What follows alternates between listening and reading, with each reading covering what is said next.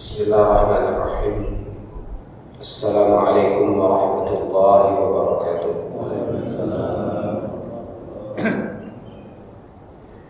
Alhamdulillahi ala ihsanih wa syukru lahu ala taufiqih wa imtinanih. Ashhadu an la ilaha illallah ta'ziman li sya'nih wa ashhadu anna Muhammadan abduhu wa rasuluh ad-da'i ila ridwanih. Salawatullahi wa salamu alaihi wa ala alihi wa ashabihi wa man tabi'ahum bi ihsanin ila yaumiddin, amma ba'd. Bapak dan Ibu kaum muslimin wal muslimat rahimakumullah, puji dan syukur kita menajatkan kehadirat Allah Azza wa Jalla, salawat beserta salam pada junjungan kita Nabi Muhammad sallallahu alaihi wasallam. Bapak dan Ibu ikhwatal iman, satu hal yang menjadi bagian dari rukun keimanan kita adalah iman dengan apa yang akan kita alami pada hari akhir. Setelah Allah Subhanahu wa ta'ala mewafatkan manusia, apakah dia termasuk dari golongan orang-orang yang beriman dan bertakwa, ataupun sebaliknya? Maka siapapun, sebagaimana dikatakan oleh Allah di dalam Al-Quran, kullu nafsin dha'iqatul maut, semua yang hidup suatu ketika pasti akan bersua dengan yang namanya kematian. Maka ketika seorang hamba meninggal dunia, Nabi SAW mengatakan, man mata faqad qamat akhiratuhu. Kata Nabi SAW, barang siapa yang meninggal dunia, maka itulah awal dia memasuki gerbang akhiratnya. Proses demi proses, mulai dari pertanyaan malaikat di dalam kubur dan apa yang dialami oleh orang yang telah meninggal dunia tersebut, berangkat dari seperti apa dia menghadapi ujian demi ujian, pertanyaan demi pertanyaan yang diajukan oleh malaikat yang Allah Subhanahu wa ta'ala datangkan kepadanya. Proses ini, Bapak dan Ibu yang dimuliakan oleh Allah, inilah yang disebut dan dinamakan dengan fitnatul qabr. Maka sesuai dengan bagaimana dia menghadapi dan menjalani fitnatul qabr ini, maka itulah yang akan menjadi penentu apa yang akan dia alami selanjutnya di dalam kuburnya. Jika dia mampu melewati pertanyaan malaikat itu dengan baik, maka dia akan mengalami apa yang dinamakan dan disebut oleh Nabi di dalam hadis, Allah Subhanahu wa ta'ala akan jadikan kuburnya itu raudhatan min riyadil jannah, menjadi taman dari taman-taman surga. Tetapi sebaliknya, ketika dia gagal, ketika dia tidak mampu melewati fitnatul qabri, pertanyaan malaikat di dalam kubur ini, nas'alullah as-salamata wal afiyah, maka disitulah kata Nabi sallallahu alaihi wasallam, Allah akan jadikan kuburnya itu hufratan min hufaril niran, liang daripada liang-liang neraka. Atau bisa kita ungkapkan dengan ungkapan dan bahasa yang lain kepada ibu yang dimuliakan oleh Allah, sisi inilah yang disebut di dalam agama kita dengan na'imul qabri atau azabul qabri, nikmat kubur dan azab kubur. Maka ini yang akan dialami oleh seseorang hingga sampai terjadi hari kiamat. Ketika terjadi hari kiamat, Bapak dan Ibu yang dimuliakan oleh Allah, kehancuran yang diceritakan oleh Allah Azza wa Jalla yang dahsyat. Allah Subhanahu wa Ta'ala menceritakan di dalam beberapa surat, di firman Allah Tabaraka wa Ta'ala di dalam Al-Quran, bagaimana kedahsyatan hari kehancuran tersebut. Maka setelah terjadinya hari kiamat, datanglah proses berikutnya.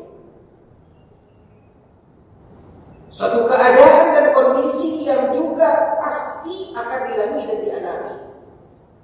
Maka inilah Bapak dan Ibu yang dimuliakan oleh Allah, yang disebut dengan Yaumul Ba'thi. Hari di mana Allah Azza wa Jalla setelah hari kehancuran, hari kiamat, maka Allah Azza wa Jalla kemudian akan membangkitkan manusia dari kuburnya. Maka inilah yang disebut dan dinamakan dengan Yaumul Ba'thi. Yang kalau kita lihat dari dalil-dalil yang ada di dalam Al-Quran ataupun di dalam hadis Nabi Sallallahu Alaihi Wasallam, dan ternyata berdasarkan ayat-ayat di dalam Al-Quran dan hadis Nabi Sallallahu Alaihi Wasallam, ada beberapa bentuk dari hamba-hamba Allah Azza wa Jalla ketika Allah menghidupkan dan membangkitkan mereka. Beberapa ayat menceritakan bahwasanya ada orang-orang yang Allah Tabaraka wa Ta'ala bangkitkan mereka. Disebutkan oleh Allah Azza wa Jalla, dibangkitkan oleh Allah Azza wa Jalla penuh dengan kemuliaan. Sebaliknya juga di dalam Al-Quran dan hadis Nabi Sallallahu Alaihi Wasallam ada beberapa ayat yang menceritakan dan menjelaskan ada di antara manusia yang dibangkitkan oleh Allah Azza wa Jalla dalam kehinaan. Yang intinya Bapak dan Ibu yang dimuliakan oleh Allah, jika kita lihat di dalam Al-Quran ataupun di dalam hadis Nabi Sallallahu Alaihi Wasallam yang sahih, beraneka ragam bentuk manusia ketika dibangkitkan oleh Allah Tabaraka wa Ta'ala. Yang kalau kita lihat dari beraneka ragam bentuk manusia dibangkitkan oleh Allah pada Yaumul Ba'thi ini, kita bisa mengelompokkan kepada dua bagian, yaitu orang-orang yang Allah Tabaraka wa Ta'ala bangkitkan dengan kemuliaan, dan ada orang-orang yang Allah Subhanahu wa Ta'ala bangkitkan, nas'alullah as-salamata wal afiyah, dalam kehinaan. Di antaranya Bapak dan Ibu yang dimuliakan oleh Allah Azza wa Jalla, Allah Tabaraka wa Ta'ala berfirman di dalam Al-Quran ketika Allah Subhanahu wa Ta'ala menceritakan sebahagian hamba ketika datangnya hari berbangkit. Allah Tabaraka wa Ta'ala mengatakan, walladzina la yaqumuna illa kama yaqumu alladhi yatakhabbathu asy-syaitanu minal mas. Ada orang-orang yang ketika dibangkitkan oleh Allah Tabaraka wa Ta'ala pada hari berbangkit tersebut, maka Allah Subhanahu wa Ta'ala hidupkan dan bangkitkan mereka. La yaqumuna illa syaitanu minal mas, ketika berbangkit tersebut, di mana tidaklah dia bergerak ataupun berdiri illa kecuali kama yatakhabbatuhu syaitanu minal mas, seperti tegaknya, seperti berdirinya seorang yang sedang kesurupan. Mungkin kita pernah melihat kepada ibu yang dimuliakan oleh Allah bagaimana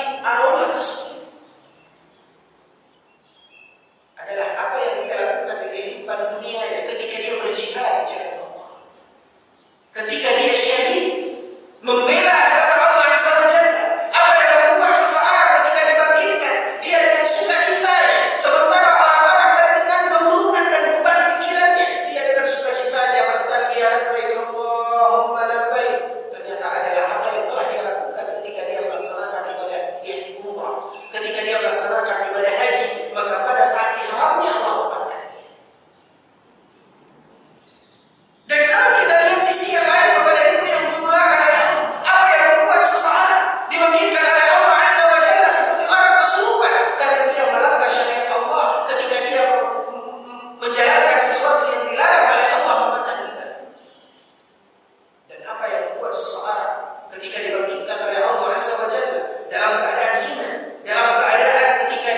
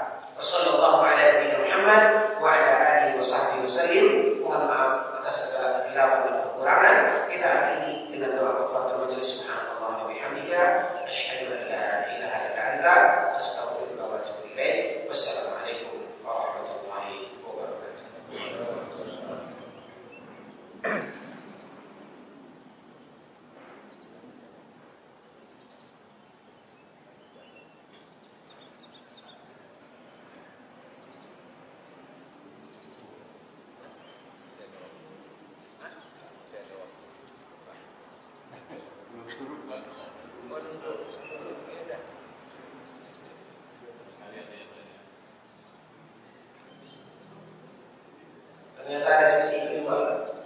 Masih ada Pak? Ya, mungkin ada pertanyaan, silakan. Pas? Ya, silakan. Tadi dikelompokkan pada saat kebangkitan itu, apakah nanti kita itu berkelompok-kelompok, gitu. Ini kelompok yang ini kelompok yang ini, atau bisa digambarkan Ustaz? Yang kedua, apakah umpamanya seseorang itu keburukan ada semua di dia, yang tidak berlaku adil sama istri, kemudian pemakan riba, gula dan lain-lain, apakah seperti apa gitu saya bisa dikatakan? Bapak dan Ibu yang dimuliakan oleh Allah, makanya di awal pembahasan kita membukanya dengan iman kepada hari akhir. Artinya ini adalah sesuatu yang belum kita alami, sesuatu yang gaib, yang tidak terlihat oleh kita, tapi berkewajiban kita meyakini dan mengimaninya kama ja'at, sebagaimana diciptakan kepada kita, ya, tanpa kita lebihkan dan tanpa kita kurangi. Inilah dia kewajiban kita kepada apa yang disebut dengan bagian dari iman kepada hari akhir. Sehingga Bapak dan Ibu yang dimuliakan oleh Allah, kaidah prinsip di dalam iman kepada hari akhir, sebagaimana prinsip kaidah di dalam iman kepada hal yang baik, maka para ulama mengatakan al-imanu kama ja'at. Kita mengimaninya seperti apa yang dijelaskan kepada kami.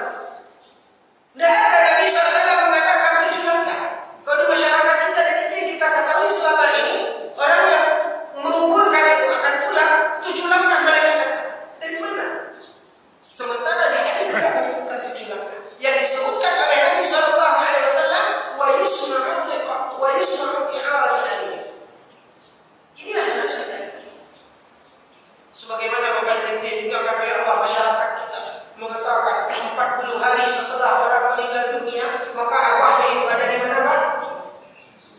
Ada di rumah.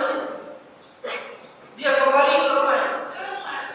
Bukankah di dalam hadis dikatakan oleh Nabi sallallahu alaihi wasallam begitu dia dikuburkan orang-orang akan meninggalkan kuburannya maka malaikat mengembalikan roh ke jasad.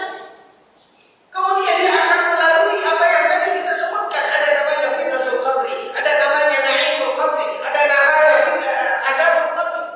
Belum lagi dosa-dosa yang menyebabkan dia disiksa di alam di dalam kubur.